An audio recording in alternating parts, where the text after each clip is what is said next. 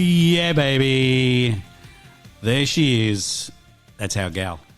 Our gal, eh? Yeah, it's our gal.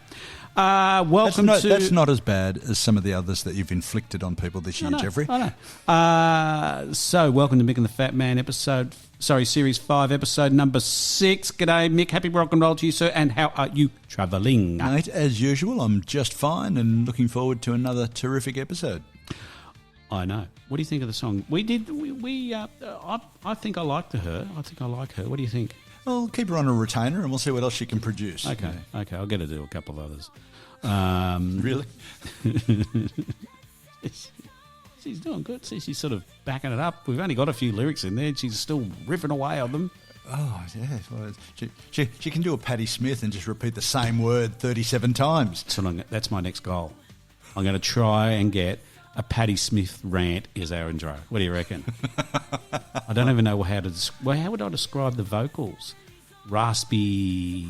You'll get married faithful then. You can't say Patti Smith because they don't let you do that. Yeah. So you got to say something else. So how would you describe Patti Smith's songs, vocals?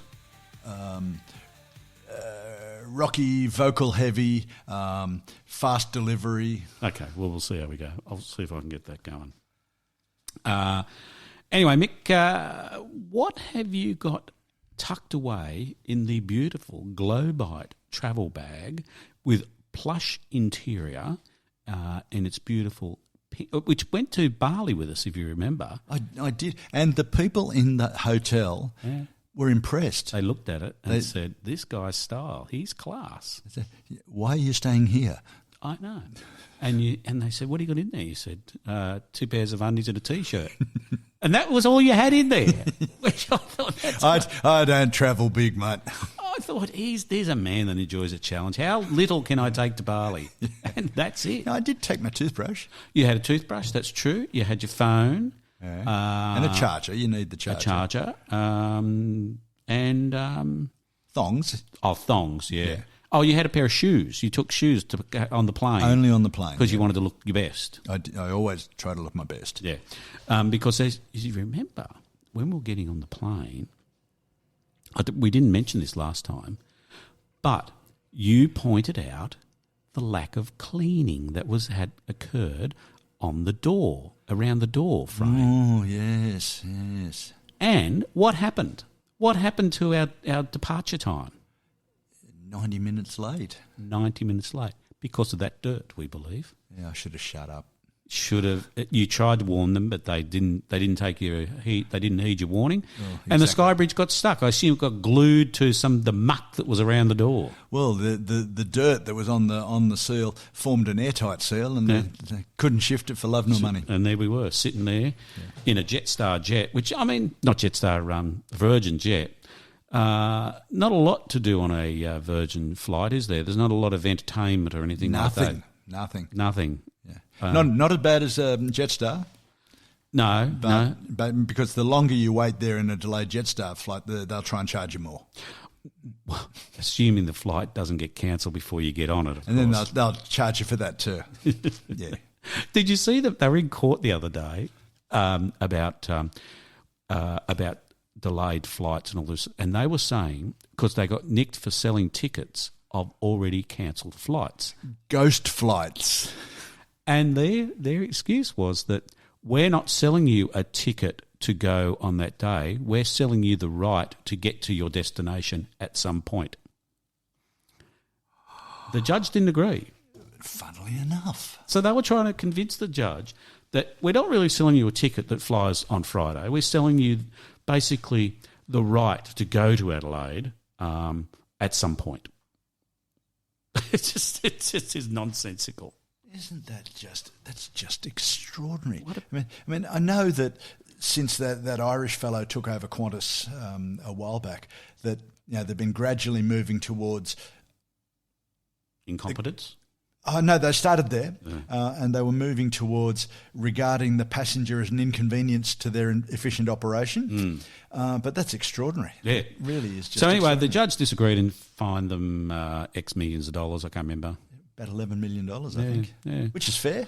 I mean, or the other alternative was they could just not cancel so many flights and just fly it like an airline. You know, they could do that. That would be a bit weird. Yeah. Just run it properly. Well, really? I don't know. Is that weird? Yeah, I don't want to. Let's not turn this podcast into an air travel whinge, but it's really sad. And the surveys of the Australian population, Qantas used to be, for our overseas listeners, Qantas is Australia's national airline. It used to be owned by the government, and then it got sold off in a feeding frenzy to the public. And features in the Rain Man movie. Absolutely, yeah. It used to be the safest airline in the world. I don't know where it stands, so I can't make any comment now about that. But certainly, Qantas used to be regarded as, by Australians, somewhat jingoistically, as the best airline in the world. Doesn't even rate in the top 10 now amongst Australians. So God knows what the rest of the world thinks. How to destroy a brand in one easy lesson. They've done a perfect job. Perfect job. But anyway, maybe they could take over Tesla. Yes. In fact, let's get Elon in to run Qantas. That's a good idea. We really want to get that sucker run into the ground. Well, you could fire everybody. And turn all the planes electrical. I like it. Yeah. It'll be great. So anyway, he's they did their dough a little bit on that. But as I say, I suppose they could just, and now the government was talking about trying to bring fines in for late running planes like they have in Europe, but they've decided to turn back on that. They don't want to do that now. Yeah, I'm not going to, like I said, I'm not going to rant and rave about airlines and the vagaries of international air travel, but it ain't as good as it used to be. Yeah. In many ways. Some ways it is better. Well, they fly a little bit quicker, a little bit higher, I guess. That's the food is probably a little bit better depending on what you're on. We didn't have any food on our flight, did we? We had a glass of water. Oh, I think I had a gin and tonic on the way over. Do we have a couple of beers? You do? I had a gin and tonic, I think. I think I had 2 gin and tonics, and you had a couple of beers. And on the way back, we had nothing because I got a little bit of barley belly on the day before we left. Well done, Jeffrey. Well done. And which stayed with you for a little bit of time. Well, actually, then my wife, who had been to India, brought back some great virus for me to contract. So the barley belly went away, and I got a respiratory virus that she had got from someone who had gone on a trip from the Northern Hemisphere. So I'm already immune to the Northern Hemisphere, whatever it is. So I got that for about 3 weeks. That was great. You're a man of the world, carrying viri from everywhere. I'm getting them. I'm importing my viruses. That's great. So anyway, I think you better tell us about your what you got planned for us for the show today, mate. Mate, we've been talking and doing lots of episodes over the last 5 years about stuff we've listened to and stuff that we've come across and our favourite things. But what I thought it might be nice to talk about today is what's influenced us. How did we get here? Right? What are the things that have happened in our life or we've been exposed to, musically or otherwise, that have caused us to like and listen and espouse the music that we do every fortnight when people listen to our podcast? Sounds a bit philosophical, doesn't it? Yeah. Does it sound? No, we'll fix it up. So do we sound like conceited arseholes? Maybe. If you don't like that, why are you listening to us? And if you think we should change it to something else, then send us a message. We've forever begged you to send us messages. Nobody ever does. Do I get a whole lot of messages, Jeffrey, and then delete them so you can't read them? Yes, no, I do. Oh, I see. Yeah. Well, aside from those... Well, there were I'm not going to say it. I'll move on. Let's just move on. Let's move on, shall we? Let's just move on to this. Let's move on to this. Rock news. Everybody's talking about rock news. The fat man is bringing all the news and all the views. Rock news. It's rock news. Mick, what happens when you get an 84-year-old music legend and pop a cowboy hat on him and get him to release a country music album. You say, Willie, are you still releasing albums? No, you say, Ringo, what a great album. Ringo Starr's released an album of country music. And the way you can tell it's a country music album because you've got a cowboy hat on. Of course. Is there a horse anywhere? There's no horses, Beyonce style, but there's... so anyway, did you listen to it or not? Did you just? I haven't yet. No. No, don't bother. No. It's not offensive, but you sort of wonder why. Why bother? What's the point? There's some good songs on there, and I think it kind of fucks them up a bit. Really? Yeah, I think so. But anyway, look, it's out there. It's available. If you're a big Ringo fan, have a listen. If you're not, don't bother. I think is my simple answer to it. It's not offensive, but it's not. I don't even know why it exists. I think you should go back to banging Barbara Bach myself. I think if there's a choice between banging Barbara Bach and releasing a country album, I certainly wouldn't be releasing a country album. Neither would I. Now, the other thing, I know you keep banging on about AI. You're right into it. You're using AI to write the notes and all that sort of stuff now. I've used it to go back and determine what my influences were. Well, interesting. Because we've spoken about 1971. There was a show on 1971 last year or the year before, I can't remember now, as being It was 1971, mate. It was called 1971. I can't remember when it was on, though. It might have been 1991, 1992. Anyway, it's a big year for music. And I thought, what does the AI world think about 1971 rock music? So I asked DeepSeek, the new Chinese AI platform, ChatGPT, and Google Gemini about what they believe is the top 10 albums from 1971. DeepSeek thinks Led Zeppelin 4, or Led Zeppelin as it's really known, Led Zeppelin was the top album of 1971. ChatGPT thinks Led Zeppelin was the top album of 1971. And Google Gemini thinks The Who's Next was the top album of 1971. What's your thoughts? Looking at the three lists by the three AIs, and given that they're all drawing from exactly the same source material, I think it's So there's a couple of little 6-1, isn't it? Yeah. There's a couple of little ones thrown in there. Pink Floyd Metal, which is interesting because Metal doesn't even make it into Big Bad Bob's 1001 albums you must listen to before you die. That's an oversight. Yeah, I think it is. Yes, Fragile is in there in two of the lists. So if I go down, ChatGPT does Led Zeppelin, Sticky Fingers, Hunky Dory, and then Who's Next? And it's got Marvin Gaye in there. Well, what's going on there?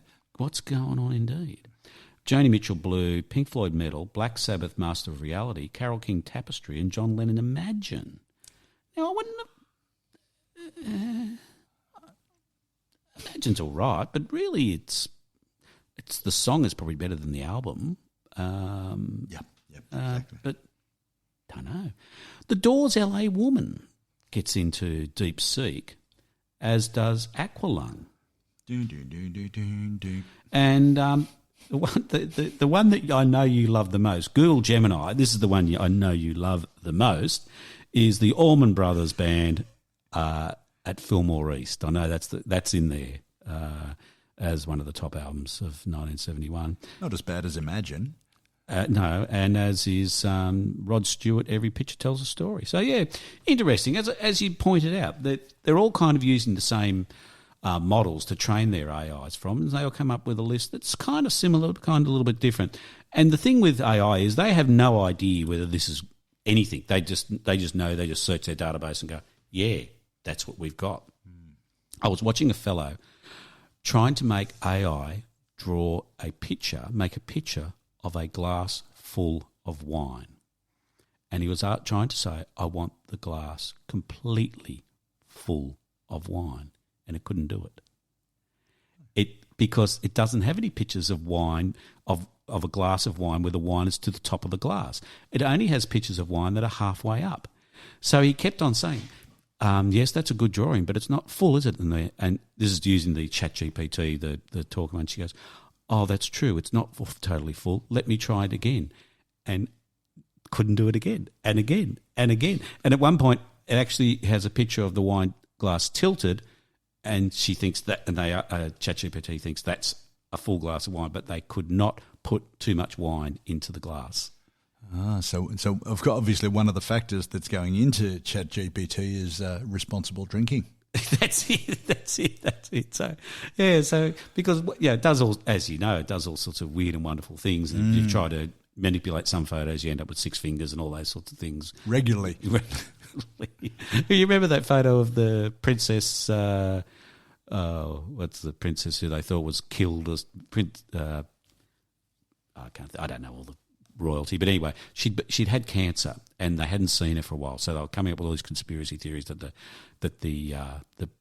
palace had killed her or something along those lines. So Kate Middleton, Kate Middleton. Course, so they came out with a photo of her and the kids. That's right, and it was wrong. And one of the kids had 6 fingers, and there was all sorts of little AI things that were wrong. Oh my goodness! Yeah. Anyway, she's alive, as it turns out. They didn't kill her.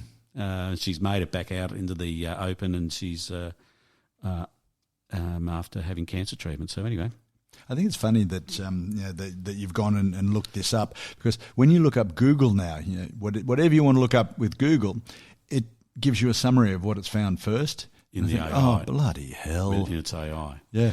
Sometimes that's good, because it then means you don't have to go. If all you're after is say, oh, well, how many feet, how many toes does a sloth have, or something like that, it'll come up in the AI, I would say 6 or something like that. So you don't have to keep on searching, because otherwise Google then just gives you a list of websites you need to go to. The sloth encyclopedia, to find out how many toes sloth have. So look, if it's not in the sloth encyclopedia, I don't want to know.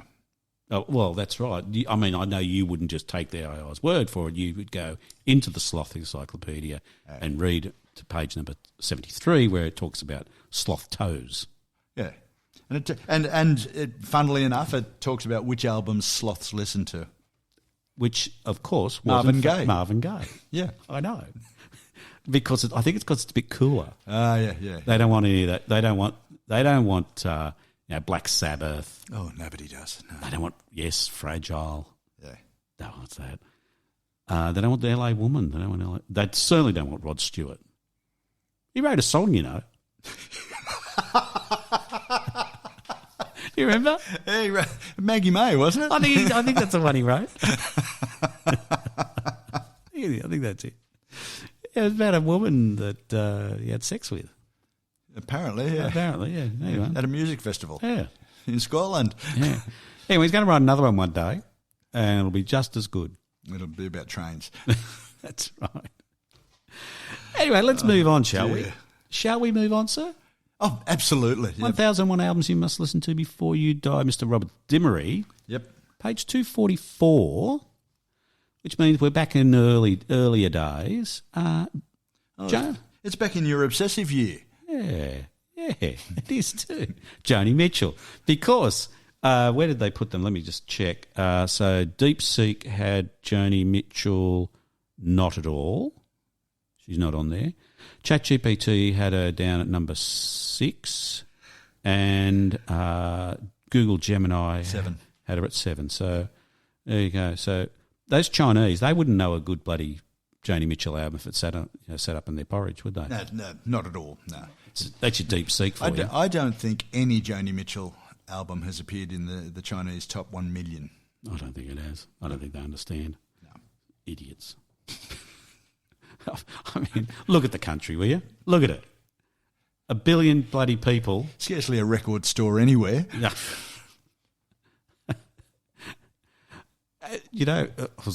I was listening to something a while ago, and they talk about the face recognition in China and all these cameras and blah blah blah blah.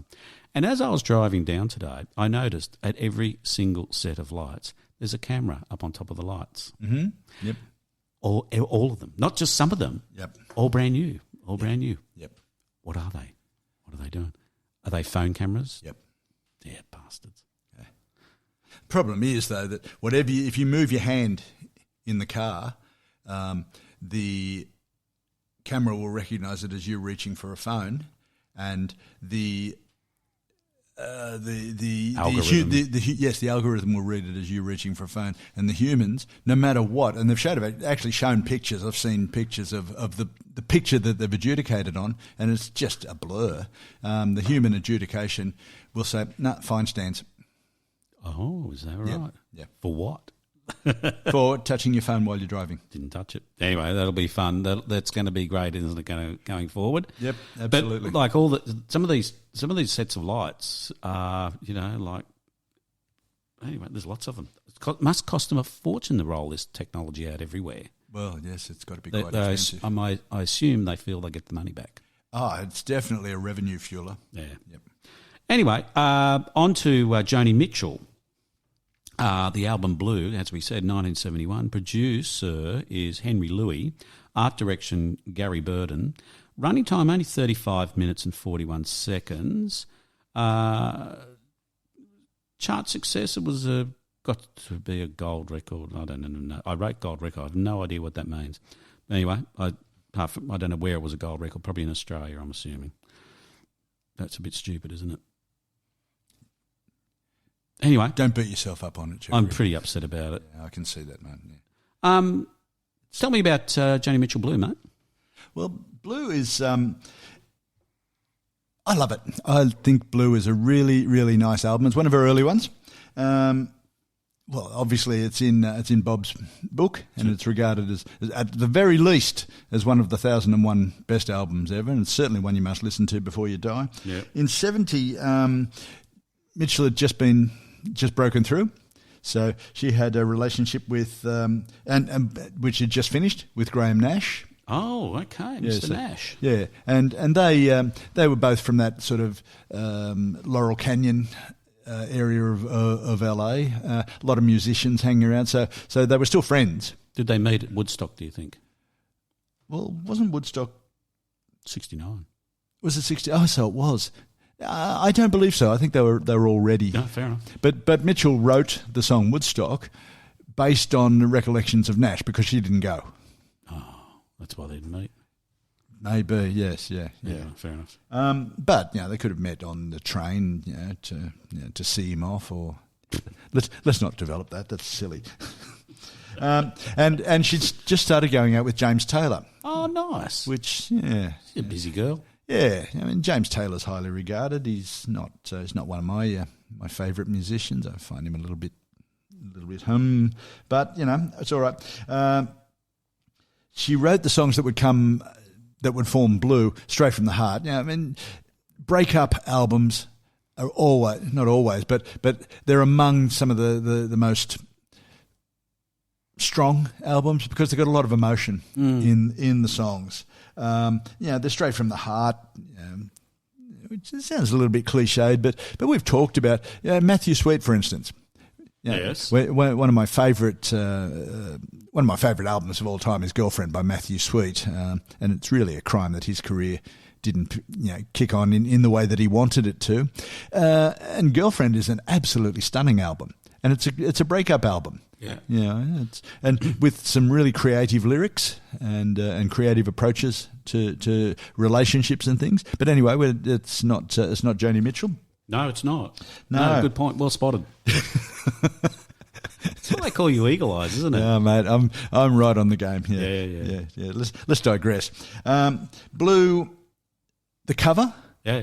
I mean, we talked about last time. We talked about John Cale's solarised picture on the cover of Fear. Yes, this is much the same sort of thing. It's a picture with most of the detail dropped out. Yeah, it's very similar in many ways to the picture on the cover of an album a couple of years later, Broken English by Marianne Faithfull. Good point. Yeah, so.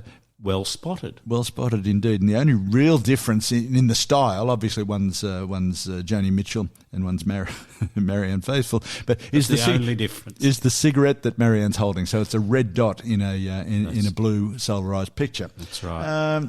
And the voice register is a little bit different too. Just a wee bit. Just a wee bit, yes. And look, Joni Mitchell's voice, you would only describe it as delicate. I love it. It's delicate, but you can tell there's a bit of a hard edge underneath it, and the way she sings and delivers her songs. Some of her latest stuff, it's not my cup of tea, but certainly I would never criticise it. No. She is really one of the greatest artists, and certainly one of the greatest female artists of the entire rock era. She decided to use not very many instruments, less than 10. Yes. On the whole album. So that keeps the production very austere, very minimalist, and puts a lot of emphasis back onto the songs themselves.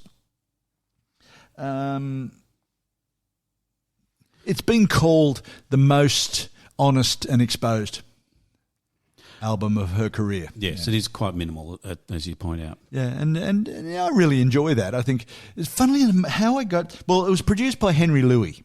Mr. Louis, I wasn't familiar with Mr. Louis. I wasn't either, but he's a man we should get to know a lot more. Well, should have got to know a lot more of. He's done. Have you got the list there of what he did? Well, he did a whole bunch of Joni's albums. So he's done Clouds, Ladies of the Canyon, Blue, Court and Spark, The Hissing of the Summer Lawns, Hejara.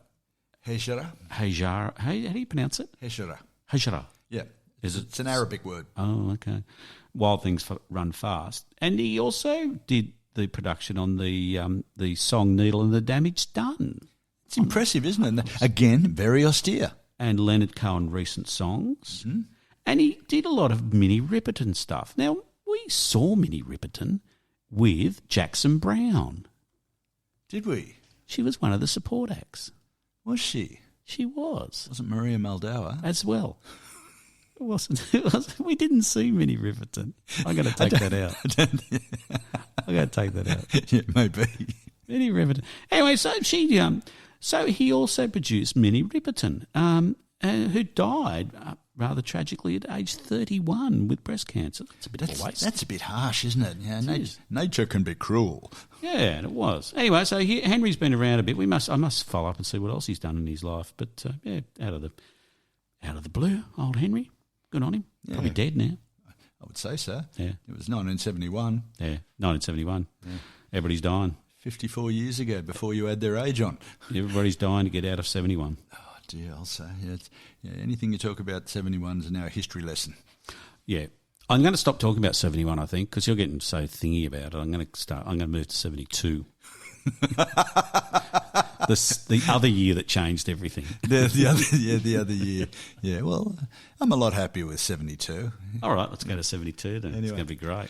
I had a funny exposure to this album. I do think it's lovely. I think it's great. And if you like heavy rock, you're probably not going to be a big Joni Mitchell fan. But I find I can balance the different styles of Joni Mitchell and some of the rock that I listen to, and some of the unusual stuff that I listen to, which you never tire of pointing out to me. No. But nonetheless, I think her voice is strong in that quiet sort of way that she has. But my exposure to this album and this song was really odd. You might recall back late 60s, early 70s, the major labels used to release sampler albums. Yes. Okay, and Atlantic released a sampler album called Very Together. I had that as well. You did? Excellent. I did. Yes. I did. They must have done a clearance sale, put it into every record shop and say, sell this for $5. Did you remember? It was cheap. Yes. It was quite cheap. It was like $10 or something like that. Yeah. Or the equivalent thereof. But it was a double album. Yeah, yeah. And it had things like Yes. Yeah, it's Fragile. Yeah, we didn't know at that time. Your Move, which was back when they were good. Yeah. I Am Butterfly. In a Gunna Demeter. I don't even know how you say that. I can't remember how you say that song, but in a Gunna Demeter, baby. Yep.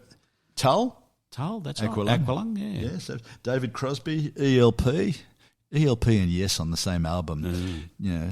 Did it have Neil Young on there as well? Do you remember? I'm not sure. I don't remember. I can't recall. Delaney and Bonnie, so a bit of Eric Clapton. Oh, okay. Carly Simon, of course. Yeah, she's great. And Carey by Joni Mitchell from this album Blue. Yep. So them releasing Joni Mitchell on this album, she wasn't well known in Australia. She wasn't, might have had the odd exposure, a bit of play on the radio, but she was not a big star in Australia.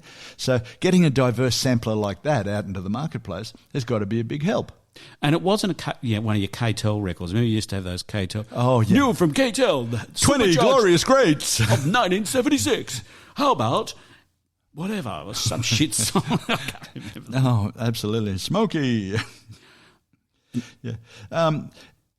That album was successful. In the song Kerry as a single, it only charted at number 93 in the US, but it went gold in Australia. There you go. Yeah. Now, I don't know if you can tie the two things together, but certainly a lot of promotional activity by Atlantic can't have hurt. No. It did a lot of things. Interestingly, on this album, as another... I talk about heavy rock and the contrast between heavy rock and Joni Mitchell. Now, I've often said, when we've talked about covers, and we've done a few shows about covers, that a good songwriter is going to produce a song that can be covered by anybody, right? Sure. No matter what they do to it. And we've heard some real doozies and some really unusual stuff that on paper you would think that's not going to work. Nazareth, Scottish heavy rock band, did This Flight Tonight from Blue. Did they? Yeah, they did a cover. And it was great, and until I went back and had a look at Blue and reminded myself that it was written by Joni Mitchell, I always thought of it as a Nazareth song. I still can't talk. Yeah. I always thought of it as a Nazareth song. Still can't say it. Nazareth song. Yes. And the version will be in the playlist, so it'll be very good, and along with Joni's version beside it, I think that'll be very useful. So, excellent. Yeah. Album Blue, great. I love the song Kerry. I love the cover of This Flight Tonight. Overall, very strong album, very pleasant, nice to have in your collection, and well done, Bob, for including it. Thank you, Bob. We agree. Now, good news. Yes, very good news. 1972. We can kick off with Deep Purple Made in Japan. Then I'm moving to... Can we just do a drum solo? Then I'm moving to Close to the Edge. Oh, that'll be good. I'll skip Transformer. We don't care about that. That's rubbish. We'll go to... I was looking... Where are we? I wasn't saying let's go to 72. I was just saying let's not go to 71. Tim Buckley. Ugh. And we'll finish with your favourite, Mr. Nick Drake. Pink Moon. That's where we're heading, mate. Oh, did somebody say overrated? I cannot see the attraction of Nick Drake. Thank you for bringing up that you're sick of 71 because I'm going to 72. We have got a feast. Oh, no. A feast for 72. So, great news. When was Ziggy Stardust? That was 72. Got that boring old band Roxy Music in there. We won't bother with them. Yeah, there we go. Ziggy Stardust, 72. 72. Yeah. And... Alice Cooper School's out. Ding, ding, ding, ding, ding, ding, ding, ding. Fantastic stuff. So there we go.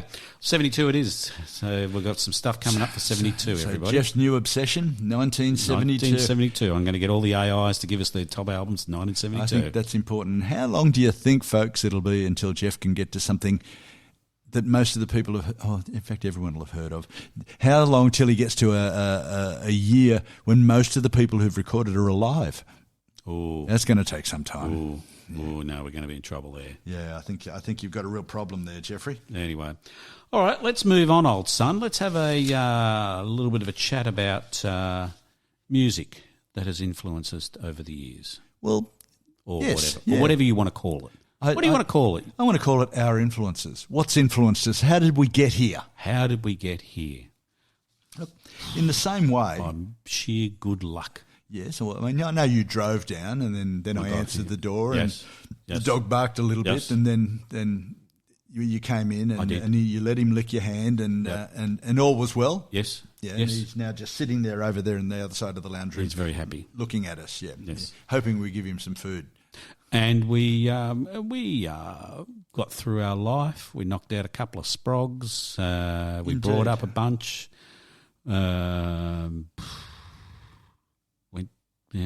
Had a beer. Or 10. Fell asleep. A lot. That's it. The last two were often related. In the same way as your early experiences shape your personality and your attitudes, the things that you believe, the things that you say, look, so too your music tastes develop. What you're exposed to, what you come to think of as good and reasonable music, and why you do that. Look, you had an elder brother. I did. So you were exposed to cool music a lot earlier than I was. I was the oldest in my family, and so pretty much my parents had no bloody idea about music whatsoever and didn't want to know.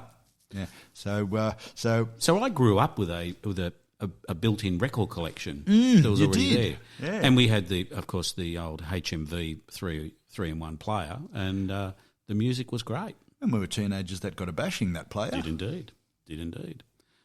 So what sort of stuff were you listening to? What sort of stuff did you get from your older brother? So the two he had two Beatles albums in his collection, which was Let It Be and Sgt. Pepper's. He had Deep Purple in rock.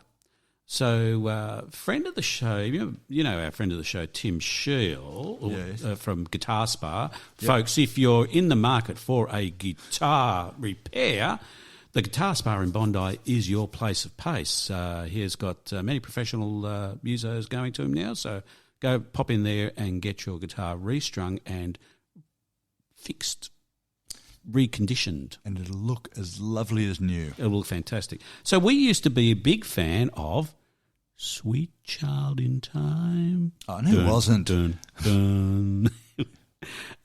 Deep Purple in rock. That was a biggie.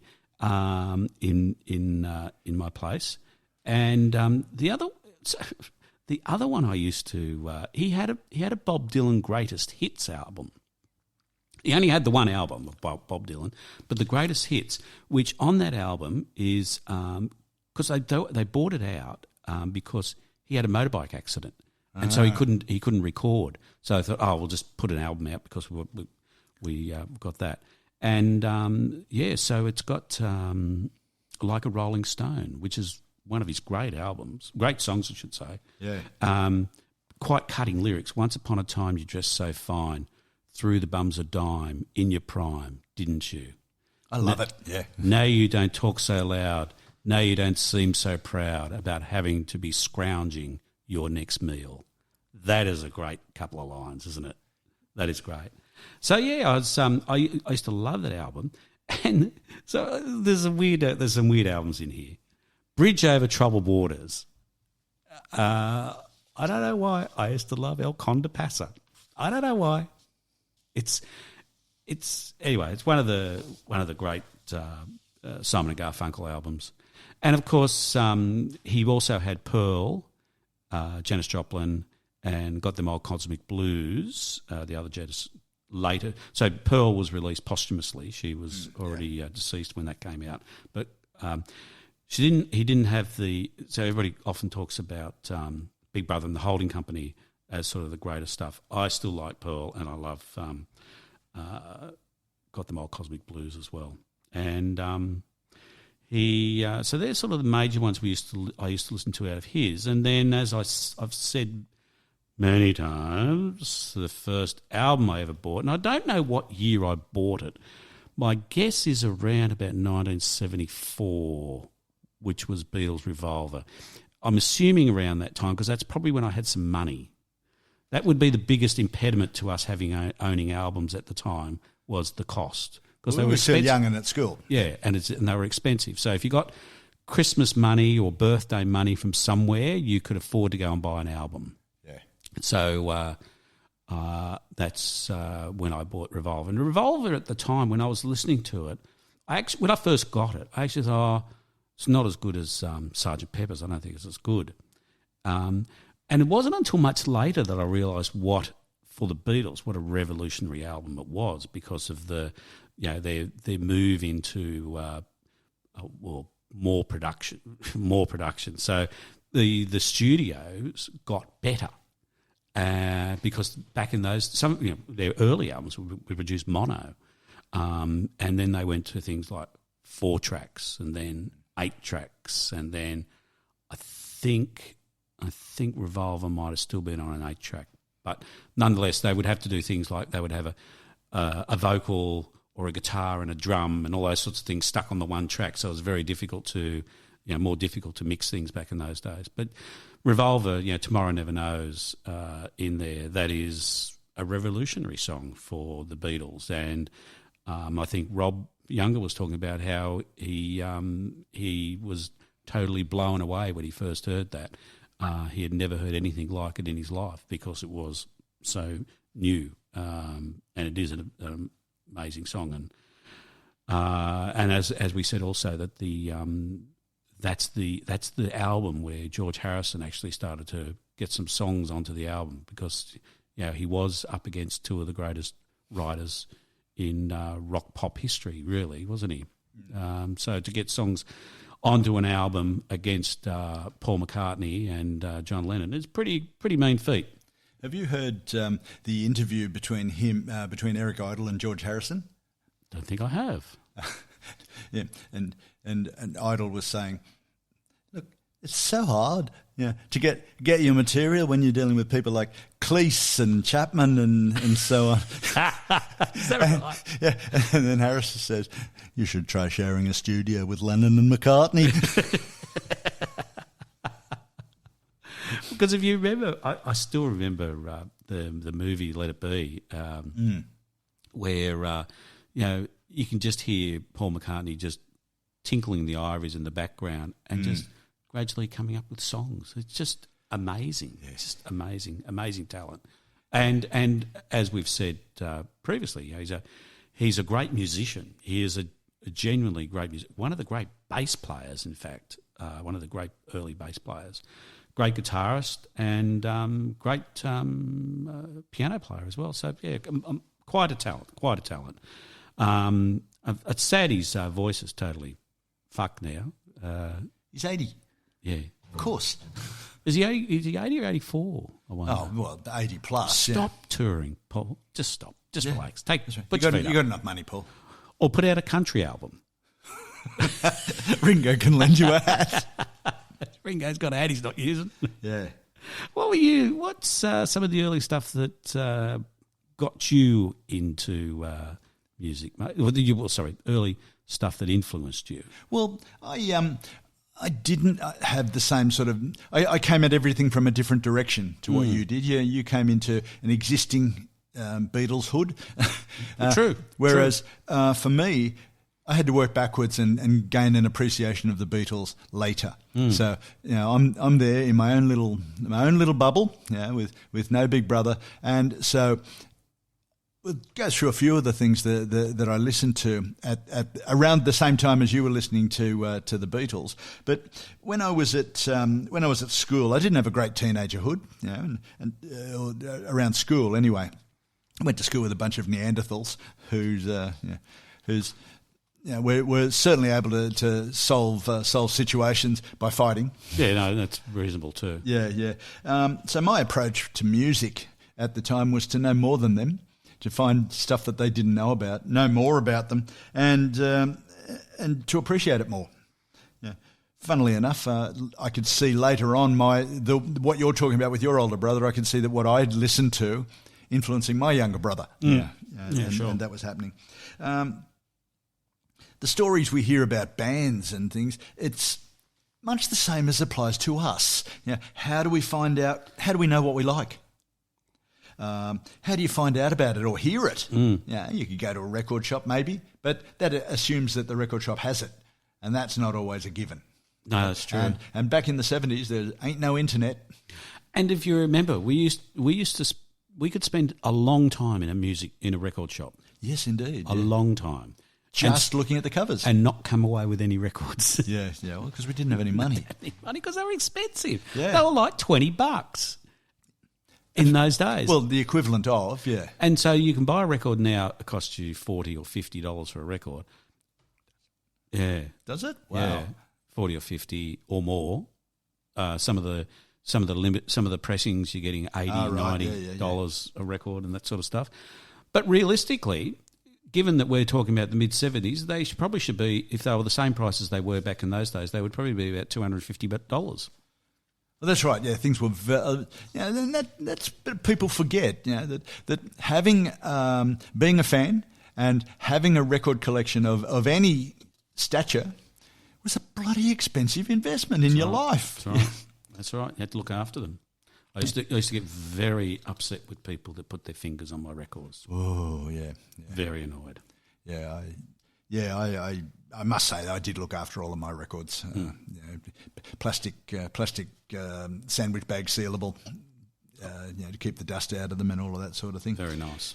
But how did we find out about them? How did we know? How did we get exposure to them? How did we know A plus B equals C and that's what I want to hear and so on and so on? Because we didn't have the internet, and that's important. We didn't. There was TV, there was sounds and a couple of shows, and later on there was Countdown, but they didn't really give a lot of exposure. An hour a week maybe, and so you're not going to hear a lot of stuff that is not selling 100,000 units a week. There was, wasn't it? Was it GPK or something like that? There was GT, absolutely. The ABC GTK. That was like a short. It only went for, I don't know, 5 minutes or something like that.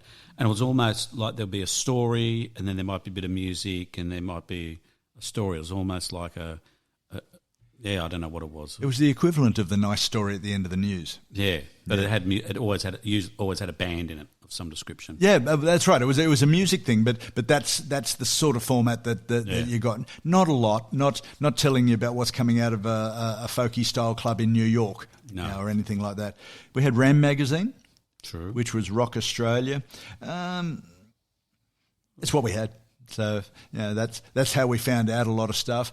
They had their own failures and failings, which we'll talk about at some other time. We had Countdown from the end of '74. When did Rolling Stone, the magazine, appear? I don't even know. I couldn't put dates on it. I don't think I ever read it back in those days. It was an American publication, so and the political stuff got in the way of the music. Yeah. So you couldn't listen to it. Countdown an hour a week. You'll recall, we used to race home from wherever we were. You got to watch Countdown. That's right. Yeah. Even if the music on it, when we look back on it, was crap. But we didn't have much else. That was the thing. That was it. There was nothing. So you would watch it. Would watch it, and you would sometimes get good stuff, but. If you're lucky. Mostly it was top 40 pop music, wasn't it? Molly focused on the big stars. Yeah. Because he liked hobnobbing. He did. Rod Stewart, Elton John, that sort of thing. And only people who were touring. So it was almost a self-fulfilling prophecy, if you like. If they're touring, they're big enough. You don't get big enough through Countdown. That's right. He branched out a bit later because he went overseas a couple of times to interview people, but I think they were people that were going to be coming to Australia. It was a bit of a worry. Double J started in January 1976, and it was an enormous success from the word go. Yeah. They were able to play, because it was a 24-hour radio station, they were able to play a broad range of music. Now, I understand hold on, I want to play this. I've got to play this.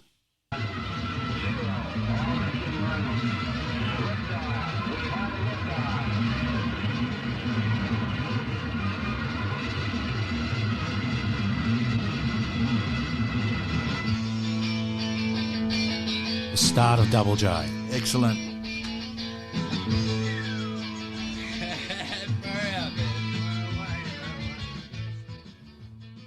Look what he's wearing. Oh, no. That's Holger Brockman. Yeah, I know. Yeah. What were they called? Like a caftan or some fucking thing like that? Oh, God knows what he was. He was very uni student hippie type of. The DJs for Double J, when it started, the DJs became personalities in and of themselves. Holger Brockman was going to air then called the Magus. Yes. Hello, my friends. This is the Magus. So therefore, anything he played for you had magical connotations. Yeah. Chris Winter, Joe Cocker, and some others. Matt Cocker. What did I say? Oh, Joe Cocker. Joe Cocker. Oh, Joe was on there as well. Yeah. Well, he was. Really. But he was actually good. But you remember when Joe Cocker did come to Australia, Matt Cocker followed him around, and the show was called I'm a Cockatoo. Yeah, it was brilliant. It was the funniest interview title I've ever heard in my life. And then he ended up, the final program was with him on a beach in Newcastle with Joe Cocker Joe Cocker had to cancel the tour because he got too much. He got into trouble with the police around drugs or something like that. Something like that, yeah. He had to cancel the tour, so the whole I'm a Cockatoo thing ended early as well. So, yeah, that was great. Yes. And if you think, so this is important, this Double J, because if you remember, one of the ways that we made money was to sell programs at the football. Indeed. And young blokes. And we would have our radio. We would be listening to Double J on a Sunday afternoon, selling programs, making our like $12 or something like that for some like, minute amount. Almost enough to think about buying a record. To work a few weeks, and we'd get there like, I don't know, like 10 o'clock in the morning and get home like 6 o'clock at night.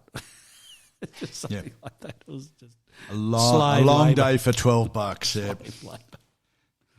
So, radio station, Double J, hugely broadened our access to stuff, and much of what I've got in my collection, and you too, is stuff that we heard in those first few years on Double J. But later, as other sources of info opened up, the station began to splinter, as it always did, and special interest groups started to take hold of it, and I make no comment on. We drifted away from it as well as we started getting older. Maybe. And different priorities in life. Maybe, yeah. But they went for things like the youngest DJ that's ever been in Australia, a fella called Michael Tunn, who couldn't even pronounce David Bowie's name. Which was really frightening. Ethnic origins. Some of them were probably okay, but it removed the focus from the music and something unusual. Got woke before woke existed. Oh, before they could even spell woke, it got. And it really hurt us as music fans. But luckily, we had at least some channels into other things. And realistically, so what year was that? What year did Double J start? 76. 76, yeah. So, interesting. Yeah. So Australia was a cultural backwater. Oh, Jesus Christ. Yeah. So albums were released in Australia, and we've talked about this before, albums released in Australia, sometimes 3 and 4 months after they were released in Europe or America. So you're hearing about this great new album by Froggy and the Toads, or perhaps even some real bands, and you couldn't buy it. Yeah, but where you could buy it was at a record shop, as an import shop. Yes. There were special. Right. They existed, didn't they? Stores that for a thing special moment in time. Only a couple of years where import shops had connections in London, in New York, in LA, and got hold of a couple of cartons of whatever the big albums were that were released, and some of the more unusual types of albums that may have been released in Australia but weren't necessarily going to be rushed through. And you could go to Red Eye or Phantom or other stores in other cities and go and talk to them there and get those records 3-4 months before they were released elsewhere in Australia. And I know that I picked up a lot. You did. But that was probably the most important. I know that when I went to London, I was fortunate enough to go to London for work in around that time, in 77 maybe, and I went to London. But my wife, still incredulous, she says, because she's loves travelling. She's an inveterate traveller. She says, "Did you go to the changing of the guard or the Tower of London?" I said, "No, I still haven't seen that stuff. I went to a record shop." And she said, "Well, what'd you buy?" Never mind the bollocks. What a buy. Yeah, what a buy. But it just wasn't available in Australia that early. As the controversy had reached Australia. Because one of the things was, back in those days, you had to print the album in Australia. There were rules around it. Yes. You had to wait for the master discs to be sent to Australia and then be loaded up and make the records in Australia. You had to wait for the cover art to arrive and all that, because they had to be Australian made, because we had some sort of... And the vinyl shortages. All of the above. Yep. So that's why one of the reasons why they took so long, and they probably bought them on a fucking boat for all we know. Yeah. It took as long to fly as it did by boat anyway, didn't it? Well, that's pretty true, isn't it? Yeah. But yeah, it was. I actually bought a record. I bought Goodbye Yellow Brick Road direct from the UK. Uh-huh. Somebody, I don't remember how, someone had some, I don't know. Anyway, it took 3 months to get here. Wow. And that's calling in a special favour. Wow. It was interesting, yeah. I can't remember what else I bought, but I got Yellow Brick Road. Anyway. With all of these various channels not open to us. Yeah, there was a few albums, fun, and I think you're going to turn your nose up at some of the albums on the list. list. Give me some of the seminal albums in your collection. The Rise and Fall of Ziggy Stardust and the Spiders from Mars. Sure. Okay, you say, yeah, sure. Look, not Bowie's best album, not even the one that he regarded as one of his best. But this album opened my eyes to so many things that, some buff-ed teenager in Australia had just not had any exposure to. That's a huge exposure. Yeah. Wow. He's lost his L. The spoken word approach. The song 5 Years, pushing through the market square. Yes. So he almost narrates that first song. I'd never heard anything like that ever before that. And it's a song about the end of the world. Great imagery, words, pictures, but an English sound. And that's because of Bowie. We didn't have that back in the early 70s. Sure. I remember first hearing it on the ABC. There was little snippets of places where you could hear stuff. And Chris Winter, before Double J even started, had a program on Sunday morning at 10 a.m. called Room to Move.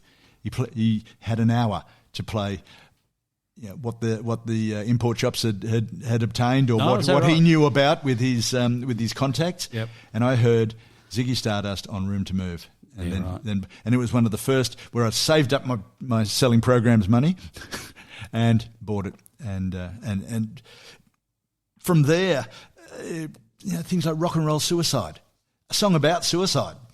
Yeah. But pretty edgy. Pretty edgy. Well, it was, yeah. You listen to it now and you think, oh, yeah, nice poppy stuff.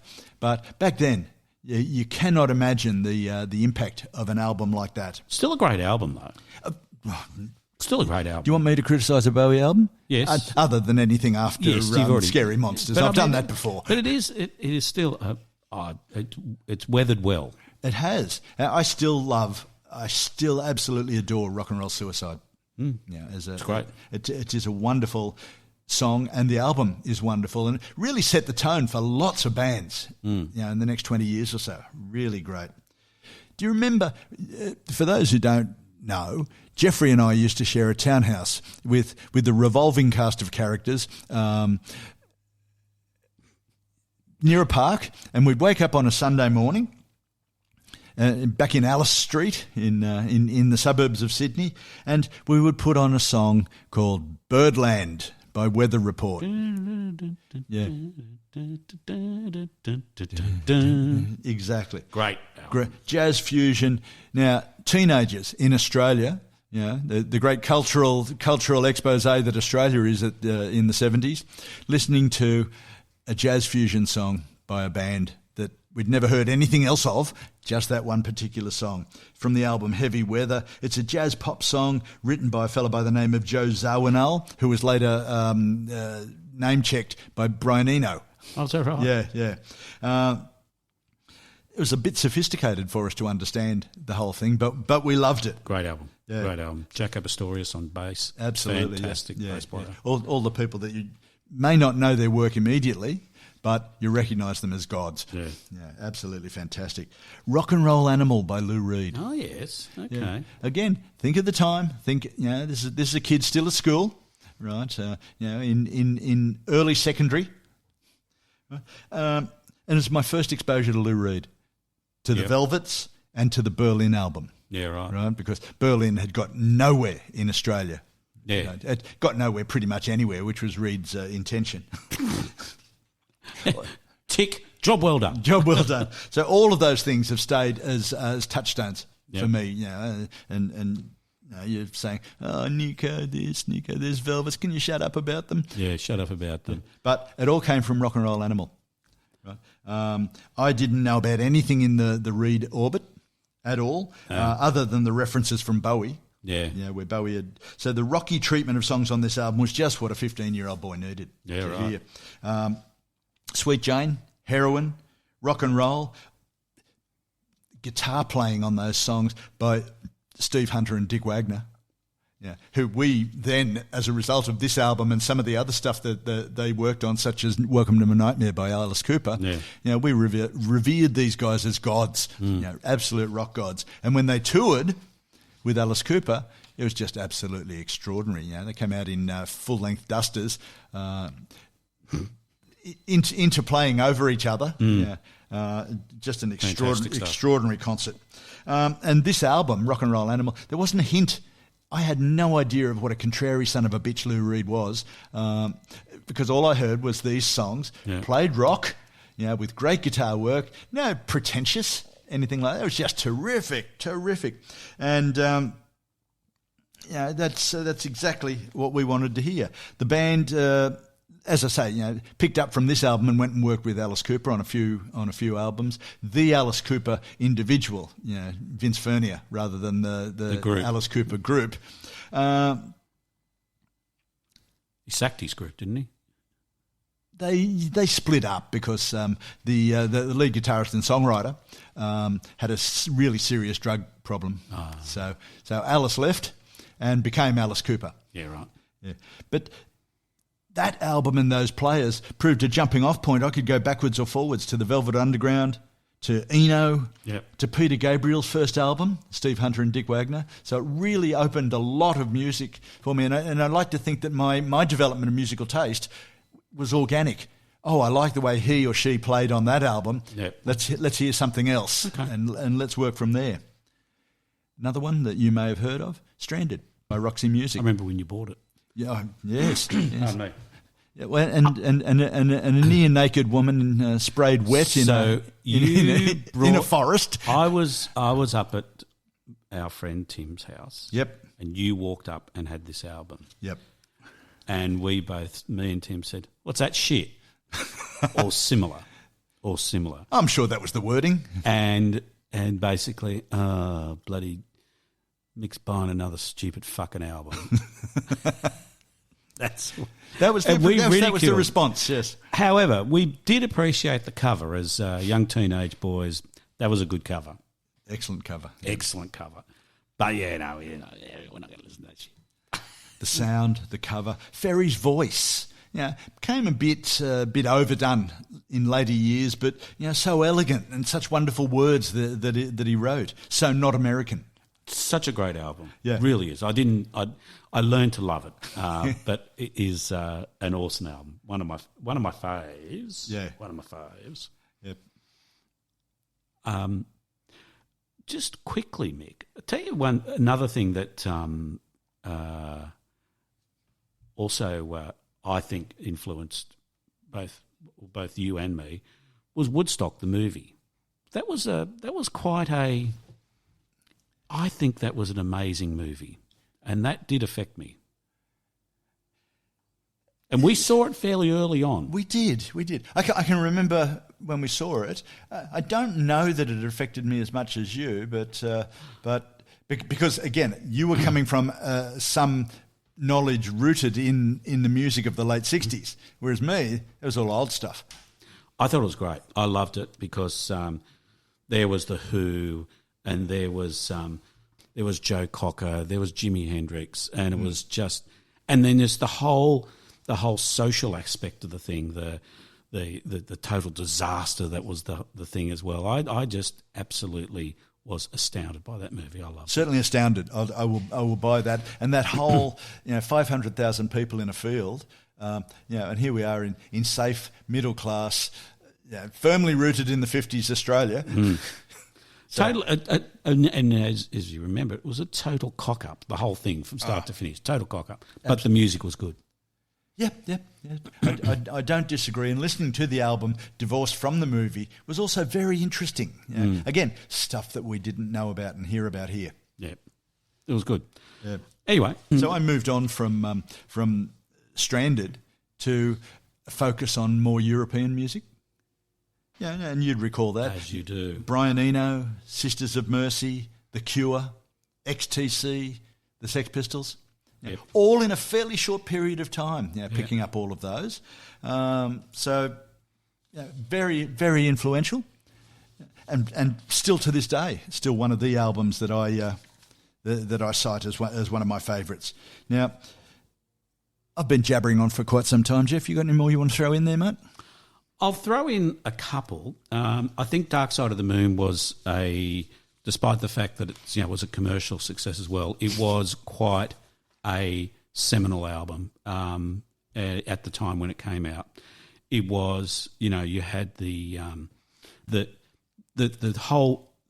the whole album plays out is amazing, and I think it was revolutionary at the time when that came out. The production was amazing, as we've talked about, amazing thing.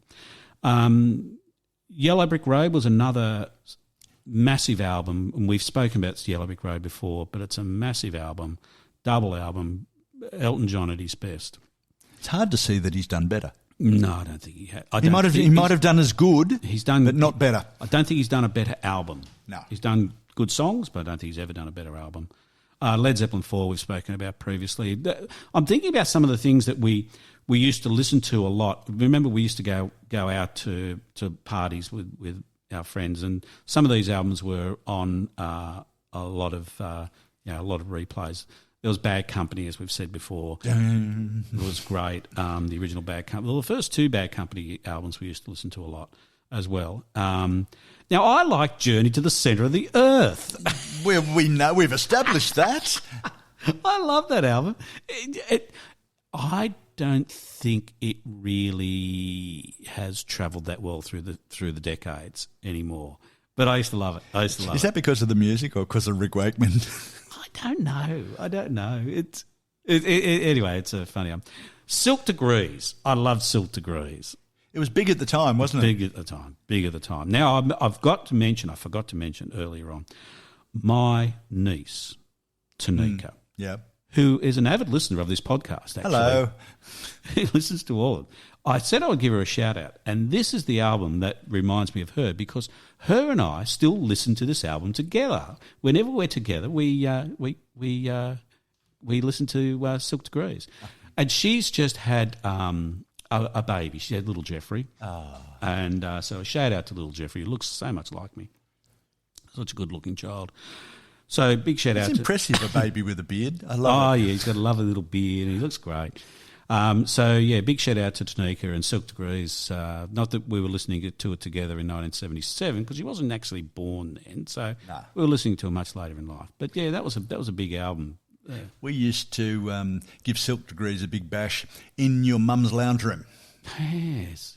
I've kind of forgotten. Yeah. When did we move into Alice Street? That would have been end of the 70s, 80 odd, 1980. That was a big move. It was, yeah. Because we were the first to move out of home, and there was a lot of beers drunk when we first. It was a big party house for quite a while. It was. And a lot of music played. A lot of music. Some of it good. And I remember we used to play it too loud, and Peg next door used to come out, and we'd be out the front, a little bit hungover, and she'd get stuck. She'd get stuck into us about the music being a bit loud last night. Stuff like that's great. Yeah, I'm sure you can all relate to that, people. Yeah, it was great. So yeah, as I said, what other ones have I got there? Oh, the other one I forgot. Hot August Night. That was a big album. Now in our life. Now, I don't say it was an influential album by any stretch of the imagination, but it was a big album. Slayed Alive was another album. Yes. Fun album. Once again, I wouldn't call it an influential album or anything like that. It was just a fun, good album. Yep. No bullshit or anything like that. Great album. And one I'll give you, Carole King Tapestry, which I know sounds a bit out of left field, but my mate and I used to go for a drive with his father on a Sunday evening often, and we'd listen to this. We'd drive around Botany Bay and listen to Carole King Tapestry. It is a nice album. I like it. It stands up. Yeah. It's a great album. Carole King is quite, as you know, a prolific songwriter back in the day, and has written so many songs for so many people over the years. It's quite amazing. Anyway, that's all I really want to talk about. I've spoken previously about Monterey Pop, the movie. I also love that. Look, later on, I did go and start. I did learn to play guitar, and then I went into played bass guitar, and then got into bands and all that sort of stuff. So I did start to listen more to guitarists and those sorts of things. So Jeff Beck, Carlos Santana, Eric Clapton. I used to love Stanley Clarke, bass player. I know Rob Younger would be fucking spitting chips right now if he said that if I told him I listened to an album by a bass player and it's just music with bass solos, he'd fucking shit himself. But I used to love him. And so I also used to listen to people like John McLaughlin, Earl Clue, lots of other guitarists as well. So that was a bit of a thing back in the day. It's funny how all of the things keep cropping up, and then you see something on TV in a almost historical context, and you think, I know that. That's from my life. Look, in addition to music and the bands and the way we heard on the radio and read about them, there was one other important. I mentioned Red Eye, and I mentioned John Foy. Probably one of the most important influences on my taste was a record shop called Red Eye Records in Sydney. Yep. And I've explained how import shops were really important. And back in the day, you used to work in the city, didn't you? So I did work in the city. So you could go there. Every day. Not every day, but certainly enough to become a regular. And I've worn a pattern down on the concrete. So it was in the lower ground floor of the American Express Tower in the middle of Sydney. I'm not sure what it's called these days. I think it's still American Express Tower. But for me, it was the place to go to find music. As with any store that you go to, after a while, you get to know the people and they get to know you. And g'day, Michael, how are you? And I could go in and I'd say, g'day, Chris, what have you got that I'll like? Oh, is that right? Yeah. So he exposed me to so much different music, different styles of things. Stuff I've mentioned before, stuff I've listened, and I can remember pulling it out of the rack at that particular store. Yeah. But you know what else they had? Illegal, but bootlegs. Oh, bootlegs, indeed. Yeah. Bootlegs is something you just don't get these days because Spotify will play a live track by somebody anyway, and Napster with getting multi-million-dollar fines in the US, it sort of shot those things to hell. And a bootleg, for people who haven't been exposed to them, is a record of a concert, generally live, of an artist or a series of artists, or an album of a radio broadcast, or a special tape that fell off the back of a truck. A live recording in a studio or something like that. Absolutely, yeah. Something that was never going to be released commercially. And you'd find live music by your favourite artists. His Master's Voice. Now, June 1974, Bowie retired, inverted commas. He retired the character of Ziggy Stardust. That concert was legendary. I got it from Red Eye, a concert called His Master's Voice, which had Jeff Beck playing on the concert, and it was great. And it had the full speech of him saying, not only is it the last concert that we do, not only is it the last concert of the tour, it's the last concert we'll ever do. And you can hear the crowd going, no, Ziggy, no. And that was it. And Woody Woodmansey, the drummer, he didn't know. So he got the shits, and he threw his drumsticks out into the audience. Not as a farewell, but in disgust. In disgust. So things like that. There was another album I picked up from there called Sheet Keekers by Queen, which was their second European tour, and I've talked about it here on air before about how Queen used to be an absolutely fabulous rock and roll band. And Freddie Mercury had stopped the show after 8 bars and say, what do you think of the show so far? And I think we need to also mention that sometimes these bootlegs would be fantastic quality. And sometimes not. Not so. But it was potluck, and it was stuff, fits back into my original thing. I'm going to know about this stuff and nobody else is. Yeah, because sometimes it would just be like a rogue roadie who would actually record it off the desk, and then they would appear. So, they were... I think a lot of those things actually do exist on Spotify and those sorts of things, because you do see some, they come out now as rare recordings. Yeah, exactly. That's where you see them now. Yeah. Red Eye has, there was a proliferation of that type of store in Sydney. Proliferation. 5 or 6 maybe. And Red Eye's morphed over the years. It still exists in Sydney, and it's morphed into a specialist Australia and electronica dance shop. And it's at the other end of Clarence Street, down near Chinatown. Is that right? Yes. I didn't know it was still there. So there's down at not Clarence Street, York Street. And are they selling records? They probably are, Probably are, but it's not a major part of their turnover. But yeah, records. It's very easy to say they're making a comeback. I doubt that. But for those who want them and those who appreciate them, records is something special. And for us, it's something special because it's what we had. It's what we grew up with. So I look at a record, and even when I sold my collection, that brought on pangs and tears in my heart. I thought, oh shit, there goes my life. And I've still thought that, even today. Well, so, this can be your next journey in your life. You can buy a new record player and buy all the records back. Buy all the records back. Maybe twice not. The price. Maybe not. Anyway, I think we're kind of about done, old son. I think it might be time for us to move on. So thank you for that, Mick. Can I just ask you whatever you like. This has been a very personal episode for Jeff and I. But I know that some of you have got your own opinions about music. Tell us how you got into music, and even if it's just a special aspect of what you listen to and what you like today, and how you go about your music and how you go about discovering it and listening to it. Tell us. It's easy. If you're listening through your phone, at the top of the episode description is a message that says send us a message. Tell us what you're thinking. Tell us how you got into music. Tell us what influenced you.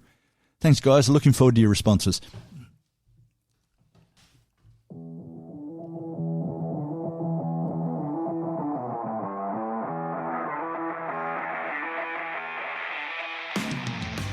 Well, that's a wrap, and thanks for listening. Don't forget to subscribe. It's free. And if you like this, tell your friends about us. Also, contact us at mickandthefatman@gmail.com. Follow us on Facebook and Instagram. Thanks very much. See you next time.